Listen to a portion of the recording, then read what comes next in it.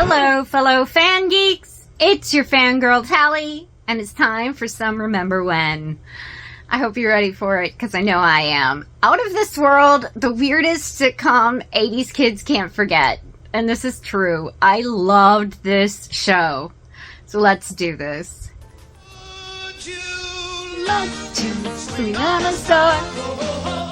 Every movie's home in a jar. Remember when you wished you could freeze time during an embarrassing moment? Yeah, you can thank the queen of low-budget sci-fi weirdness Out of This World for that. Yes. Today we're deep diving into one of the strangest sitcoms that somehow ran for 4 seasons. A show where teenage angst met alien superpowers, all wrapped in gloriously clunky 80s special effects. And before we get started, be sure to like and subscribe. It really does help the channel. Alright, let's get into the premise of this weird show. Out of This World premiered in 1987 during an era when TV networks seemed willing to greenlight anything short of home video.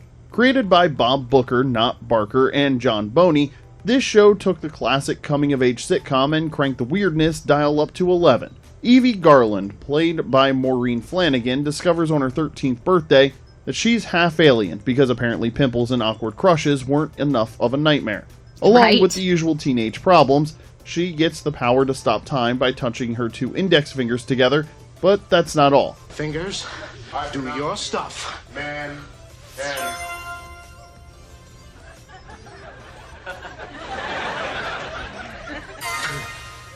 Her long-lost alien dad, Troy, suddenly starts beaming parenting advice to Evie through a glowing crystal cube from his home planet, Antares. Meanwhile, Evie's mom, Donna, played by Donna Pescow of Saturday Night Fever fame, had been raising her daughter like a normal human, completely unaware that she was about to spend the next few years wrangling a teenager with time-stopping powers. Because what's a little cosmic chaos when you're just trying to survive the 80s? And here's the kicker. While Donna knew about Troy communicating through the cube, she couldn't hear him or talk to him herself. Only Evie could. That's right, Donna was co-parenting with someone she couldn't even argue with directly. Oh, that sucks. So your father think that's okay. Well, tell him I said... Just forget about it. Evie's use or misuse of her powers often led to humorous and absurd situations. Yes. Whether she was freezing time during an embarrassing moment or using her gleeping ability to materialize objects out of thin air. And those weren't her only powers. Evie could materialize objects from nowhere through gleeping and eventually gained the ability to teleport instantaneously from one place to another. She could even selectively unfreeze individuals by touching them while time was stopped. Especially when Nothing like having a teenager with an entire arsenal of supernatural abilities when you're trying to set boundaries. The phrase, "wait until your father gets home," takes on a whole new meaning when Dad is literally a disembodied voice from another planet. And how did we rejoin, Dad? I guess it was due to the most important force in the universe. Now, the origins and network woes of Out of This World had a weird start as a premise. It originally aired as part of NBC's ill-fated Primetime Begins at 7:30 experiment, a desperate attempt to fill the half hour before primetime with sitcoms no one really asked for. Most of the shows in this lineup flopped hard, but somehow, against all odds, Out of This World managed to outlast them all, moving to weekend syndication where it found its real audience. Kids and teens who had nothing better to do on a lazy Saturday afternoon. And despite critics absolutely roasting it, with one particularly savage review calling it quite possibly the worst sitcom ever made, the show ran for a surprising 96 episodes across 4 seasons. That's the power of a captive tween audience in the pre-internet era, baby. That's when your viewing options were either this or helping your parents clean the garage, and we were choosing this. The cast of famous faces and hidden voices of Out of This World featured some genuinely talented performers working with, let's be honest, some deeply weird material. Maureen Flannigan brought Evie to life with a perfect mix of wide-eyed innocence and teenage exasperation. No small feat when half her scenes involved pretending to talk to a glowing cube. Just 13 when the show began, Flannigan carried the series on her shoulders, reacting to special effects that wouldn't exist until long after the camera stopped rolling. Donna Pescow played Evie's mom, who was also named Donna, in a weird coincidence that makes you wonder if the casting director just said, "Hey, You already know how to respond to that name, so we're going to run with it. Right. As if running a household with a half-alien teen wasn't enough, her character also ran the school for gifted children that Evie attended, making her both mom and principal, a double whammy of authority that even superpowers couldn't overcome. Right. During the show's second season, Pescow became pregnant, which presented a bit of a continuity issue for a character whose husband was supposedly light years away. That's him, that's your father's voice. Dad, is that you? The solution was the sitcom classic of close-ups, baggy clothes, and hiding her behind oversized furniture and suspiciously large props. Nothing says creative problem-solving like a woman holding increasingly large grocery bags for 10 episodes straight. Joe Alasky played Uncle Beano Froelich, Donna's goofy, well-meaning brother who provided much-needed comic relief with his physical comedy and half-baked schemes. As Evie's bumbling uncle, weird. he was the perfect foil to Donna's more responsible parenting style. The kind of guy who'd encourage you to use your alien powers to get concert tickets while your mom wasn't looking. He was also the only other character besides Donna who knew about Evie's alien heritage, making him both comic relief and confidant, a role he handled with all the grace of a bull in a china shop that somehow manages not to break anything important. He was so much Doug weirder McClure than the played idea Mayor of an Kyle alien Applegate, dad. a former That's Hollywood the actor thing. turned small-town politician whose character seemed to lose IQ points with each passing season. What started as a slightly dim-witted local official gradually morphed into a full-blown cartoon character, the kind of guy who'd lose a debate with a goldfish and still come out confused about how he lost. And then there's the show's most famous cast member, one whose face never appeared on screen. The voice of Evie's alien father Troy came from none other than Burt Reynolds. No, you heard that right. Burt Reynolds, one of the biggest movie stars in the world at the time. Reynolds insisted his name be left out of the credits, recording all his lines as a personal favor to series co-creator Bob Booker. So what do you think I should do about Chris? Well, you won the bet, didn't you? I'd say it's time to collect. He reportedly knocked out an entire season's worth of dad advice in a single recording session, a reminder that even A-listers sometimes have to phone it in literally. Now, if there's one thing that defined 80s sci-fi TV, it was the fine art of making special effects with a budget that wouldn't even cover a third grader science fair volcano. Take Evie's time-stopping power, the show's signature effect. How did they pull off such a reality-bending feat? Simple. They just had the cast freeze in place while the camera kept rolling, then let Maureen Flannigan stroll around the set. Toss in a cartoonish boing sound effect, and voila, instant time manipulation. James Cameron was shaking in his boots, I'm sure. Yeah. Evie, are you alright? Evie, what's the matter?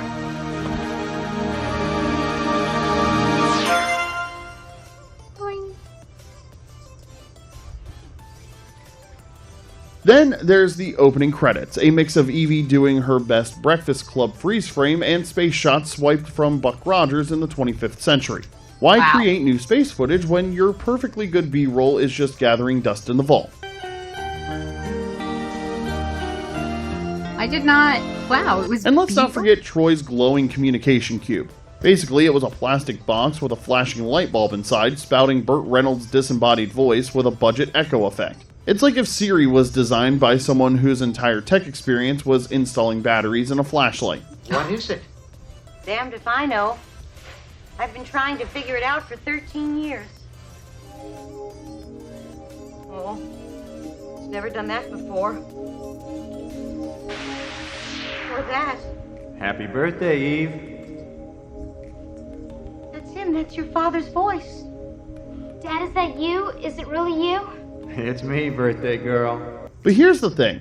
Kids at home ate it up. Yes. The simplicity made these effects feel weirdly achievable, leading to countless playground attempts to freeze time by touching index fingers together.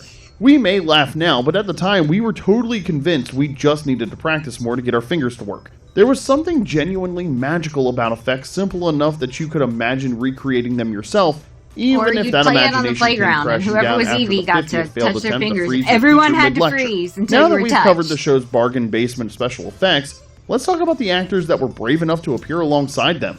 For a low-budget syndicated show about a half-alien teenager, Out of This World managed to pull in a surprisingly impressive roster of guest stars. It did. The guest list included Scott Baio, Fred Willard, Richard Mole, Norman Fell, Ruth Buzzy, and David Doyle, a mix of classic TV faces and comedic legends who lent their talents to this quirky sci-fi sitcom. It's like they were picking names out of a hat labeled available TV stars who agents weren't paying attention. Tom Bosley, one of America's favorite TV dads thanks to his role as Howard Cunningham on Happy Days, even showed up as Troy's father Zelig. Because if you're casting the grandfather of a half-alien girl with time-freezing powers, why not pick a TV dad known for his calm, all-American wisdom? Then there were the regular supporting characters who ranged from mildly quirky to completely bonkers. Christina Nigra played Lindsay Selkirk, Evie's boy-crazy best friend who somehow never noticed her BFF could freeze time and summon objects out of thin air despite countless close calls. Either she was the least observant friend in television history, or Evie's powers also included making people forget really obvious supernatural events. Steve Burton played Chris Fuller, Evie's on-again, off-again boyfriend who worked at the deeply unappetizing-sounding fast food joint Chicken in a Basket, a name that sounds less like a restaurant and more like something you'd yell when you drop a rotisserie chicken on the way to your car. Alright, now it's time to dive into the gloriously weird, logic-defying world of Out of This World's most memorable episodes. The kind of plots that only make sense if you grew up watching TV shows where gleeping was a perfectly normal word, and 4 seasons felt like a reasonable commitment to a show about a half-alien teenager. First up, Season 1, Episode 10, Baby Talk, where Evie lands her first babysitting gig and accidentally gleeps baby Neil the ability to talk. Because if there's one thing every new parent wants, it's their infant suddenly dropping zingers like a tiny stand-up comic. Yeah. Imagine changing a diaper while a 6-month-old roasts your parenting skills. I wish you could just tell me what's wrong with you. That strained spinach my mother fed me. Gives me cramps every time. Luckily, Troy came to the rescue and everything worked out fine, which, come to think of it, is the basic plot of every episode that isn't the series finale, but we'll get to that train wreck later. Next up is Season 2, Episode 17, where Evie, Lindsay, and Chris rebel against their new school uniforms. Evie was supposed to give a speech at the school board meeting, but also wanted to hit up a birthday party the same night. Her solution? Split into 2 versions of herself.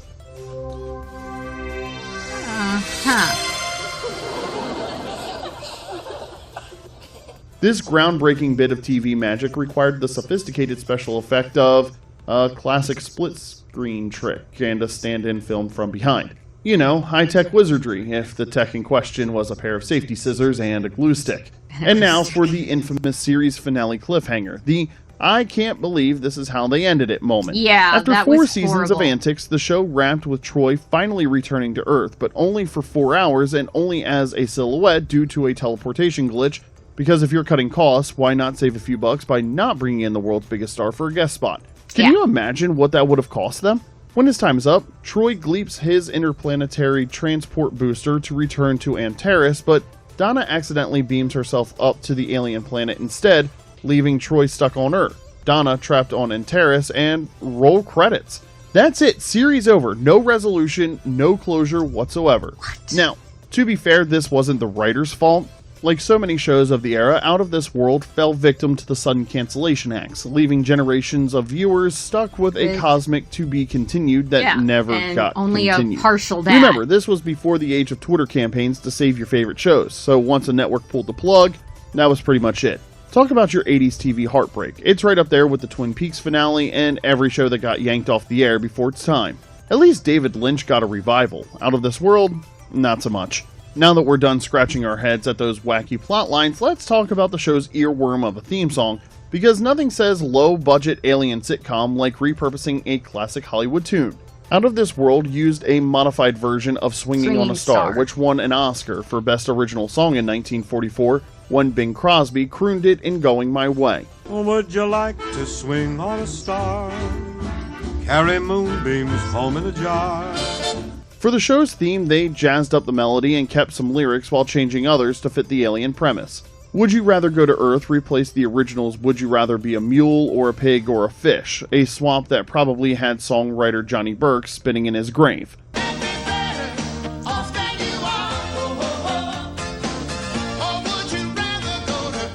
The opening sequence featured snippets of how Evie's parents met, with Troy's face always strategically obscured, partly to maintain the mystery and partly because they never actually cast an actor to physically play him. We can afford Burt Reynolds' voice, or we can afford to show his face. Pick one. And guess which option was cheaper? Yeah. Ironically, this catchy borrowed tune is likely why you won't find the show streaming anywhere today. Clearing the music rights would cost more than what studios expect to make from releasing it, so it's just another cosmic joke in the out-of-this-world I would saga. love to rewatch now let's that dig series. into some lesser-known trivia that even the most dedicated fans might have forgotten, or possibly blocked out of their own sanity. The fictional town of Marlow, where the show took place, was supposedly located near Carmel and Monterey, California, though it was never actually filmed there. Instead, it was shot on cheap sets that looked about as much like the California coast as a painted backdrop in a middle school play. When Evie got her time-stopping powers, the writers established a convenient rule. Whenever she used her abilities for personal gain, her dad would ground her by temporarily disabling them, a convenient way to save on special effects while sneaking in a moral lesson. Because if there's one thing 80s kids loved, it was being taught life lessons by a glowing cube. Evie eventually gained the power to teleport, a new ability likely added to keep the show fresh, or at least distract from the fact that the writers had already run out of ideas for time-stopping shenanigans. Right. We've frozen every possible scenario, so what if she could also just disappear? Now, after spending all this time with our favorite half-alien family, you might be wondering what happened to this illustrious cast once the final laugh track faded out. Well, Maureen Flannigan kept acting after the show wrapped. She popped up on series like Seventh Heaven, Star Trek Deep Space Nine, and eventually moved into documentary filmmaking, a job that probably comes with fewer awkward freeze-frame effects. Donna Pescow continued her TV career with roles on shows like Even Stevens, where she played Eileen Stevens, another TV mom, and The Sopranos. From disco dancing in Saturday Night Fever to hiding behind potted plants while pregnant on a sci-fi sitcom. That's what we call range, people. Joe Alasky, who played Uncle Beano, went on to become one of the most respected voice actors in the business, taking over iconic characters like Bugs Bunny, Daffy Duck, and Tweety Bird after Mel Blanc's passing. It turns out trading pratfalls for pitch-perfect impressions worked out pretty well for him. That's crazy. From saying, "Nyeh, what's up, Doc?" What's up, Doc? To, I taught a putty tat. I taught a putty cat creeping upon me. Alasky found his true calling bringing cartoon legends to life. Doug That's McClure kind of continued awesome. acting right up until his passing in 1995. One of his final roles was a cameo in the 1994 hit Maverick, a fitting nod to his Western roots. I actually really As love for the that voice movie. of Troy, Burt Reynolds continued reinventing himself in movies like Boogie Nights and The Longest Yard remake. He passed away in 2018, leaving behind a legacy that included some of the coolest car chases in movie history, and for better or worse, 4 seasons of intergalactic dad advice from inside a light-up paperweight. And that's it, fellow time travelers. Drop your favorite out-of-this-world moment in the comments, did because love we that can't show. wait to I'm hear not gonna from lie. you. Did any While of you you're guys at it, watch be sure it? to like and subscribe, and if you Let want me more know. forgotten Comment sitcoms below. and retro deep dives, we've got And a if whole you didn't, playlist of would this you stuff, watch because it? apparently this Is is that what we do something with you our would've midlife watched? crises. And links are in the description. Thanks for watching. We'll see you next time. Alright guys, remember to like this video. If you're not already a fellow fan geek, please subscribe to the channel. And as always, hit that notification bell with your notifications turned on so that you know every time we drop a new video. And I will see you in the next one. Bye bye.